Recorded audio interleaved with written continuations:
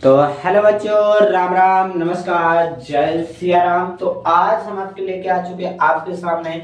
आपको आज हम बताने जाते हैं कक्षा 10वीं के गणित। कक्षा 10वीं के बच्चों के लाने हम बता दें, आपको एक नई क्लास चालू करी है, नई सीरीज चालू करी, जिसमें वार्षिक परीक्षा की 2026 में आपकी गणित कक्षा 10वीं के गणित में कौन कौन से पेपर में कौन कौन से क्वेश्चन मोस्ट है, वो उन सब क्वेश्चन आपको एक प्लेलिस्ट बनेगी, प्लेलिस्ट रहेगी वार्षिक परीक्षा 2026 के नाम से कक्षा 10 में के। तो उसमें आपको सब क्वेश्चन मिलेंगे, मोस्ट क्वेश्चन जितने भी हैं आज से डालना चालू कर देंगे और आपके अपलोड कर देंगे। तो आपके आज आएंगे, डेली वीडियो आएगा, बस आपको एक वीडियो डेली का देखना है। तो अभी से आप लोग देखोगे तो आपके मोस्ट क्वेश्चन हम आपको डेली अपलोड करेंगे और उसको सॉल्यूशन सहित बताएंगे, कैसे लगाना होता है, क्या क्या इसका फंडामेंटल, क्या क्या तरीके हैं, किसको कैसे समझाना।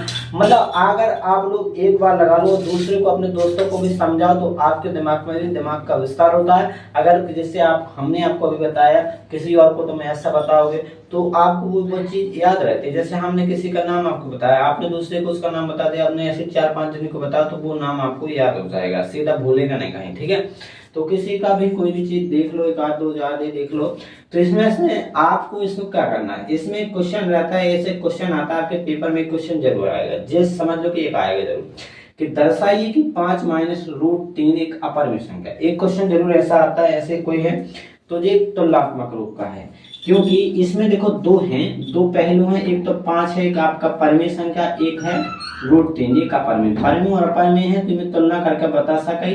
अपन अपरिमेय संख्या बताना है, तो पहले तो ये अपरिमेय मान ले पड़े, अपरिमेय पहले कछु दे ये अपरिमेय बताओ, तो बाद में अपन ये प्रूव कर देंगे कि √3 का हो अपरिमेय हो, तो अपरिमेय हो तो अपरिमेय कहा जाए। ये तुलना करके बता हम, जब भी इसमें दो पार्ट हो, परिमेय अपरिमेय, तो तुलना करके बता सके। अकेला पार्ट हो तो मैं दोनों साइड से तुलना करना पड़ा, तो फिर तो वो थोड़ी लॉन्ग हो जाए। ठीक है, तो सबसे पहले इमें चलो, तो पहले ये क्या करो, उल्टा मानो, पहले क्या करो माना। तो ये मानने कैसे, उल्टा मान लेने के माना 5 - √3 एक परिमेय संख्या। पहले जो भी कुछ भी सिद्ध करना हो उसको उल्टा मान लेना है इसमें। ठीक, माना 5 - √3 एक परिमेय संख्या। जब उस चीज पर है या कोई कहते जो मार कर लेते तो बोर्ड है, तो उस बोर्ड को बोर्ड सिद्ध करो। पहले उसको कहेंगे दीवार है, फिर बाद में बताएंगे ऐसा ऐसा है।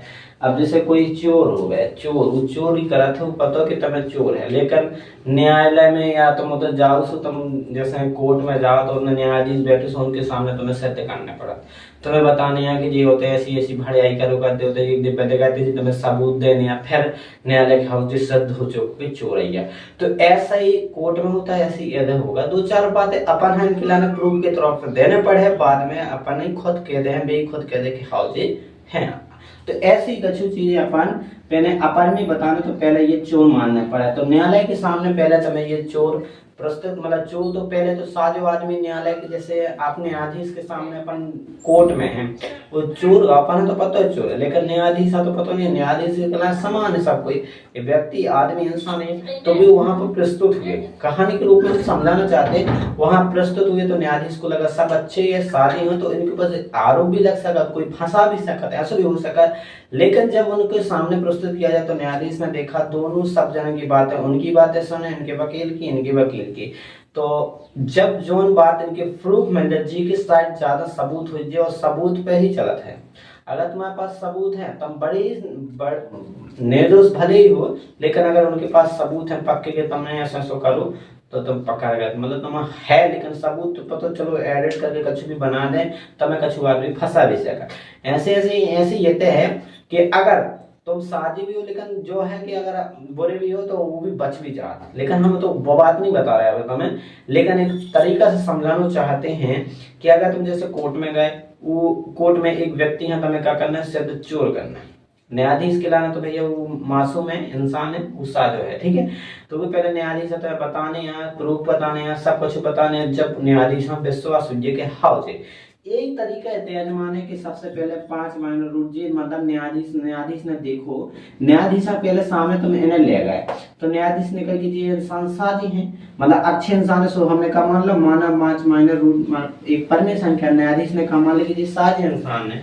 पहले तो कोई भी जाए तुम्हारे सामने कागजात तुम तो जगह हो हाँ जो अच्छा हो, बाद में कोई तमें ऊपर गुण बखान करे, गुण बतावे कि जी ऐसे ऐसे कर्म करत है, तो बाद में प्रूफ के सहित तू दिखावे तो तुम्हें हाँ विश्वास हो जाए कि हाँ फिर ये जेल में डाल हो जाए कि हाँ जो चोर है ये बाकी ऊपर ठप्पा चोर को लग जाए, सिद्ध हो जाए। ठीक है, तो ऐसा ही चीज है। तो माना 5 मान रूट एक परमेय संख्या है, तो इसलिए जब परमेय संख्या है तो जब चोर सिद्ध होगा तो चोर अनुसंग में चोरन हाँ व्यवहार हुई है कि ना हुई है।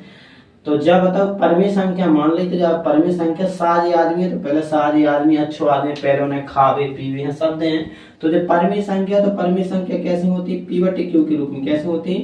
तो जब पी बटे क्यू के रूप की परमेय संख्या होती तो भैया जब पी बटे क्यू के रूप की ना बराबर जब परमेय संख्या तो पी बटे क्यू के बराबर हो जाए कि ना हो जाए, ए से आता पी बटे क्यू आजाद। पी बटे क्यू का परमेय, तो पी बटे क्यू जब भी परमेय माने तो परमेय के बराबर हुई है कि ना हुई है।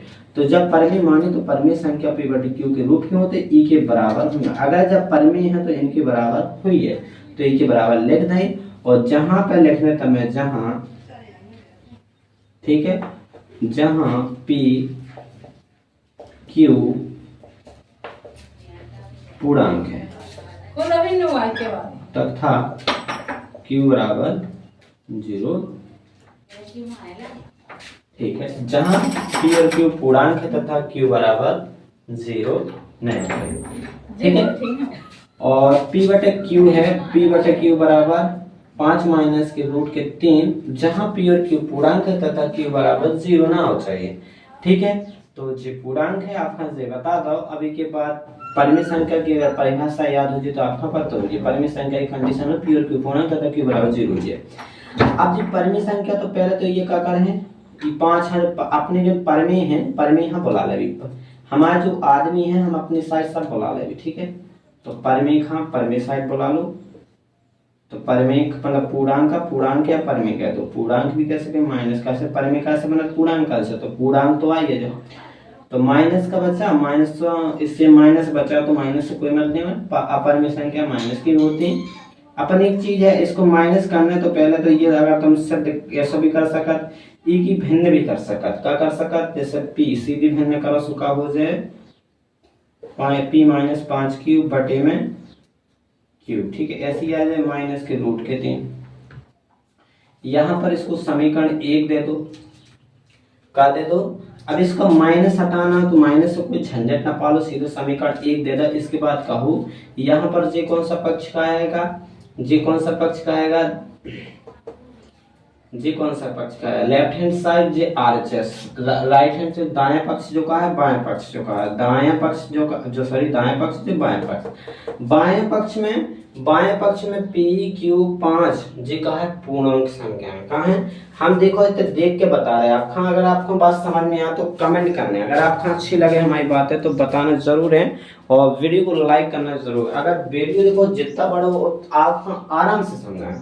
समीकरण 1 है तो बन गया, इसको देखना, इसमें सिर्फ कुछ नहीं किया, जी क्या लिखा, अगर इसको ढांक लिया जाए तो इसको जैसे इसमें जी नाय वाला पद है नहीं है, जी वाला नहीं है, इसका साइड का नहीं है, तो पी 5 क्यू जी पूर्णांक है, पी 5 माइनस क्यू जी सब 5 पूर्णांक है, आए कि नहीं पूर्णांक है तो जी परिमेय संख्या हुई, जात वाले तो पूरी परिमेय संख्या। तो ऐसे लिख भी चूंकि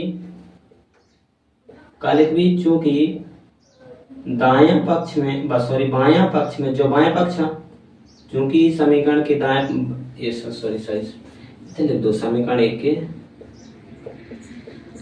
ऊपर लिख लो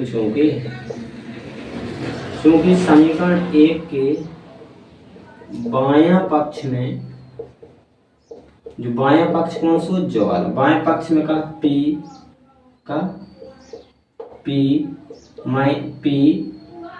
माइनस 5 का -5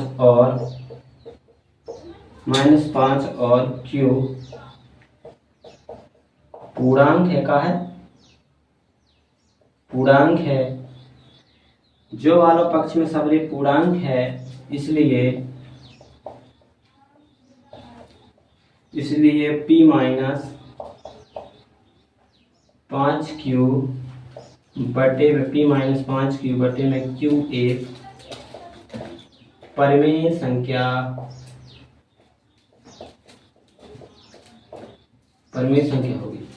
हमने इनको क्या बताया, चूंकि ये दाएं पक्ष में जितने भी पी क्यू 5 पूर्णांक है, ये सारे पूर्णांक का जब पूर्णांक से मिलकर क्या बने परिमेय।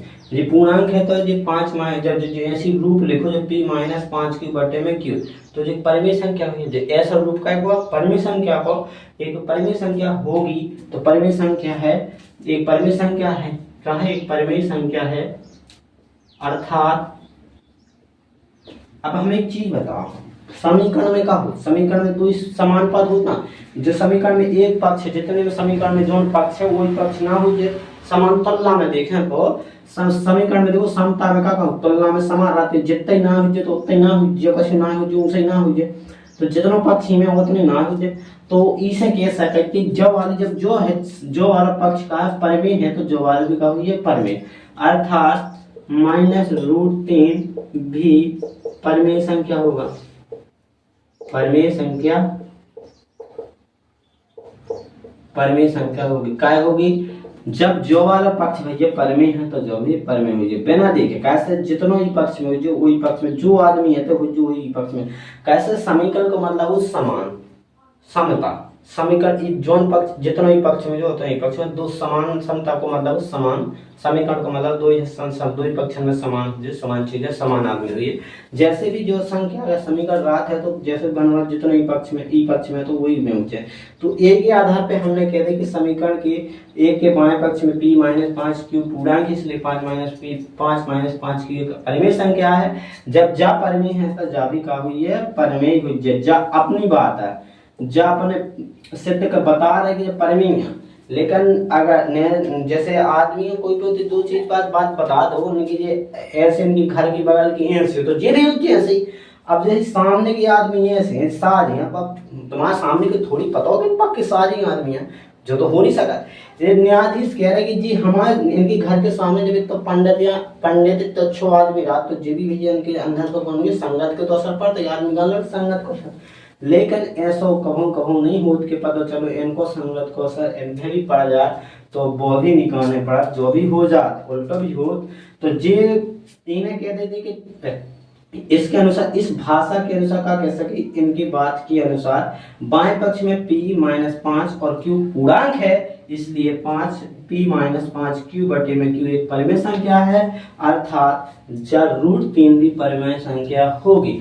लेकिन ई बात को एक जने विरोध कराने लगे जो दूसरे पक्ष के पार्टी थे भी कह रहे कि हम तो अपरिमेय कैसे √3 पूर्णांक नहीं है, √3 पूर्णांक थोड़ी है, पूर्णांक नहीं है तो जो अपरिमेय है, तो इन्हें ये बात हम काट दो, काटवे के बाद ये बात है काटवे के बाद लिख देने नीचे लिखने परंतु क्या करते हैं, परंतु इससे इस कथन का विरोधाभास प्राप्त हुआ, परंतु इससे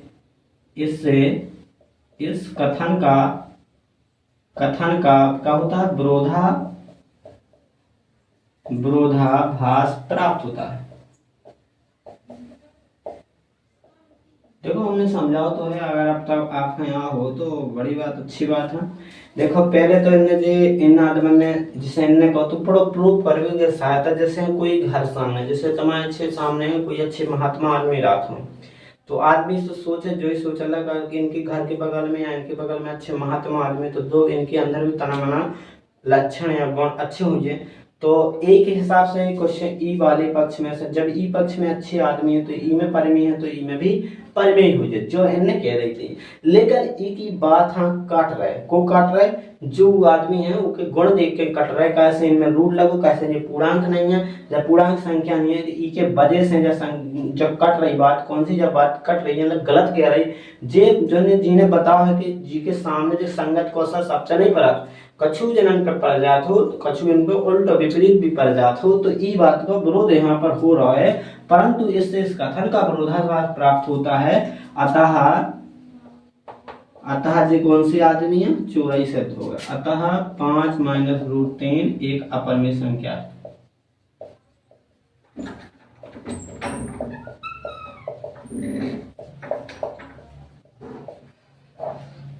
अतः स्पष्ट है 5 माइनस लिखने, अतः स्पष्ट है